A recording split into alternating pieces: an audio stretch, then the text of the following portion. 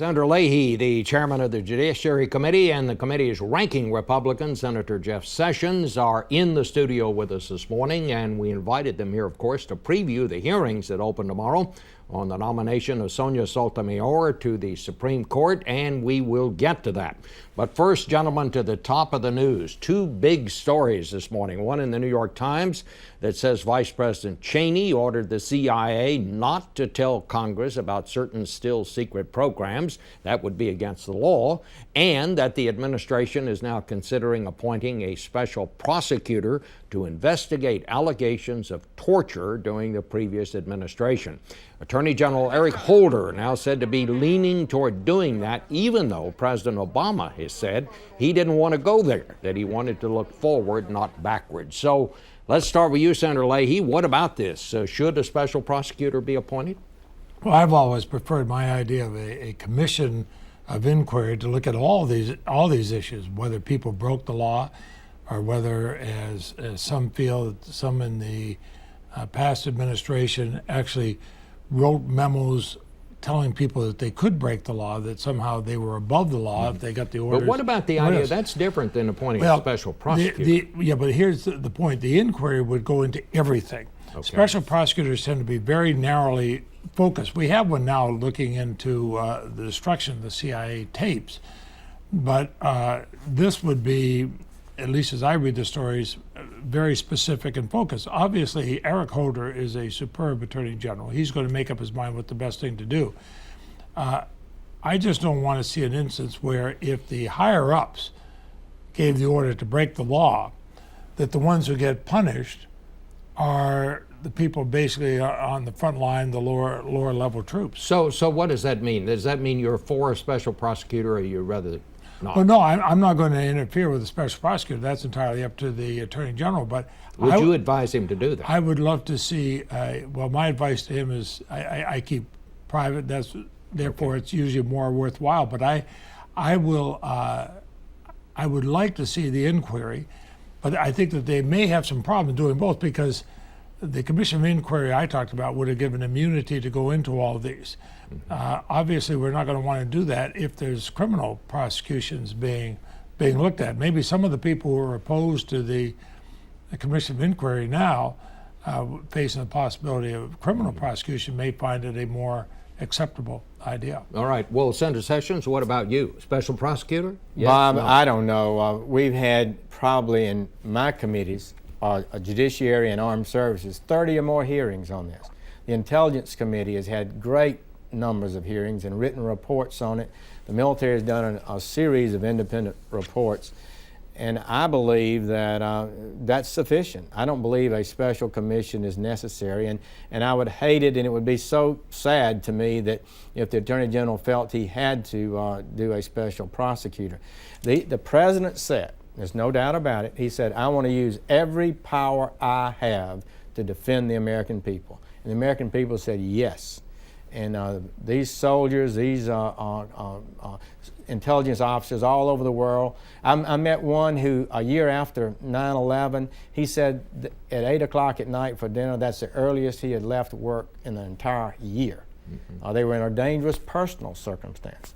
So we were facing some real challenges, and our people tried to do the best they could, and I don't think I see the evidence yet to justify any prosecutions. But that's what begs the question, because I have a great deal of admiration for the CIA agents who are out there working hard on the front line. And I, like Jeff, I've talked to them, I've met with them in Afghanistan, in Iraq, and elsewhere, as well as our soldiers. But remember what happened in Abu Ghraib? We'll make a big inquiry, and who gets punished? Mostly the corporals and the lower echelon, not the people who condone that. If, as the New York Times says, we had the Vice President of the United States telling people to break the law, now that's a pretty serious matter. Either he did or he didn't. If he did, that's something we ought to know, because I've been here with 6 administrations. Usually if something is done wrong by one and it's exposed, the next one tends to behave themselves. But So- Pat, I would just say on that Abu Ghraib, there was no evidence that the higher-ups participated in any way. In fact, one of those defendants that was tried and convicted and went to jail said that no, they didn't know, and if they had, they would have been held to pay. In other words, it wouldn't have happened. It was an unusual event, and the military did the right thing and prosecuted the people who were responsible. Well, what about this whole idea, though, Senator Sessions, that the vice president is now, people are saying, I mean, sources are saying that he told the CIA not to tell the Congress about it. Now, that's pretty serious charge. Well, sources. I mean, we've had so much But allegations. should that be looked into? Well, I'm sure it will be. But I would just say that sometimes leaked stories from unnamed sources don't turn out to be quite what they appear to be.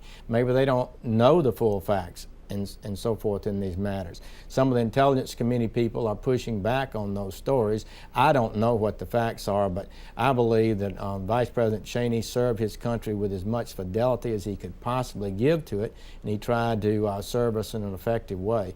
And I hope that nothing like this would impact on his outstanding record. So what about that, though, Senator? Should we just leave that lay, or you think it ought to be? I think it's impossible to just leave it lay when you have something like this. It's either true or it's not true. But I'd like to know if it's true or not.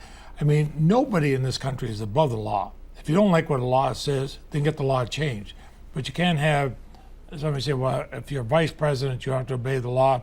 But if you're the soldier out there in the field, or if you're a civilian, you better obey the law. You can't do that. A democracy can't do that.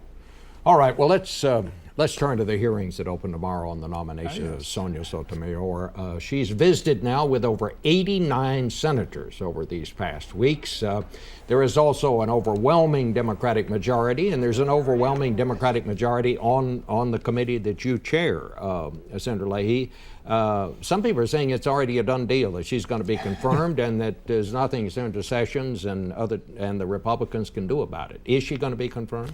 I suspect she will be confirmed, but I would hope that it does not turn into a partisan fight for the good of the courts and for the good of the Supreme Court.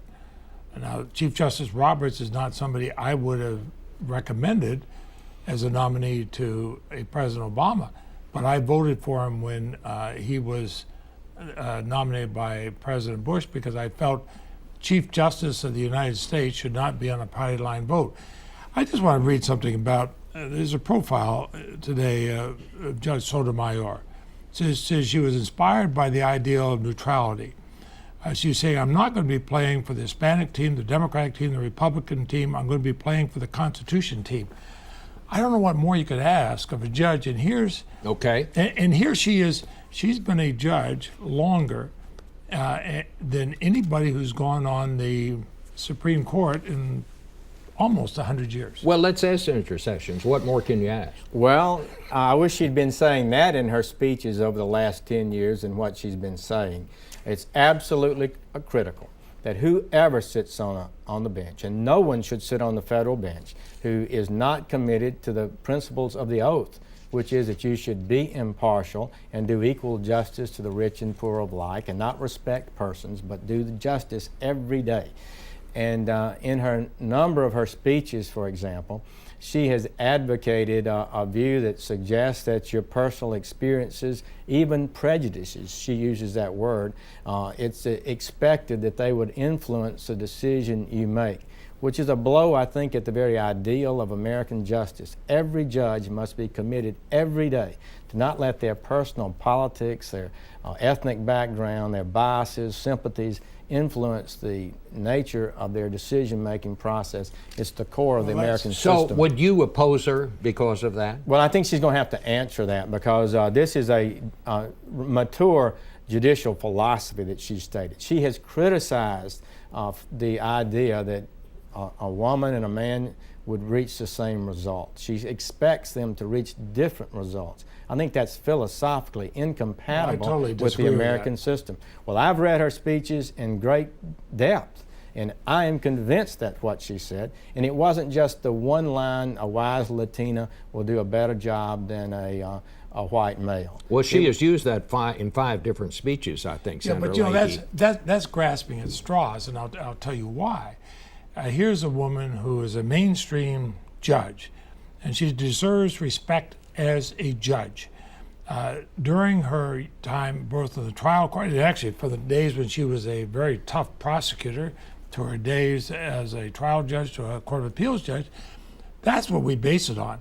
She has a track record, and she is shown to be a mainstream judge. You don't have to guess what kind of a judge she's going to be. I've asked her about her speeches, and she said, ultimately and completely, the law controls.